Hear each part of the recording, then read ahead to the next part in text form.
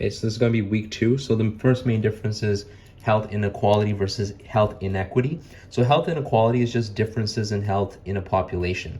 Now, this could be due to age, right? So if someone's older, they're going to have different health needs, and they may also be more susceptible to disease. So that's an example of health inequality.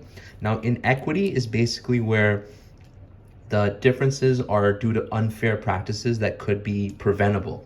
So an example is maybe doctors or medical personnel do not understand the effect of transgenerational trauma on the ATSI population, and as such, they cannot individualize their care, or they simply may not want to due to lack of interest, or they don't have the training that is required. So that would be health inequity, because that is something that is preventable.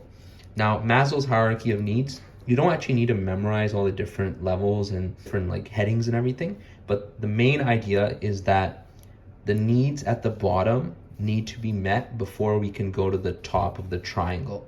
Now, the bottom needs are like breathing, food, your physiological basic needs. Only after your needs of breathing, food, and things of that nature are met can you even start to think about safety, love and belonging, and then eventually self-actualization. Now, this is important because let's say non-rural, non-remote communities in general have most of their physiological needs met. I'm generalizing. This is a very broad generalization. So maybe most of the funding is towards love and belonging, and for some reason the federal government has decided that, hey, we're going to push love and belonging needs to the entire country. What this would end up doing is that people who are not even getting their physiological needs met, it doesn't matter if their love and belonging needs are being met, because they don't have this base that is there.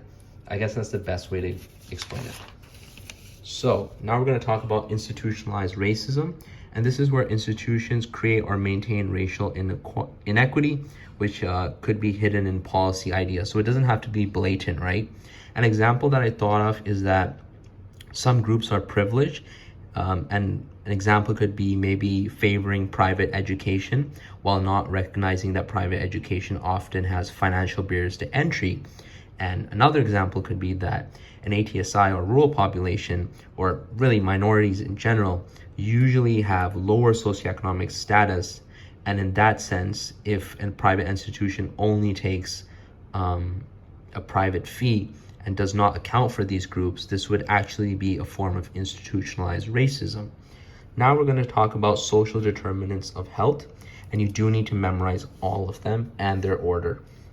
So we're going from the social gradient: stress, early life, work, unemployment, social support, addiction, food, and transport.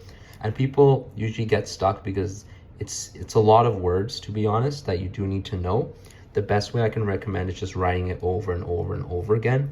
We usually tend to want to stray away from rote learning. This is just one of the things you have to rote learn. So the social gradient, what exactly is that? It's quite simple, which is just that if you have lower socioeconomic status, you're usually going to have lower health status.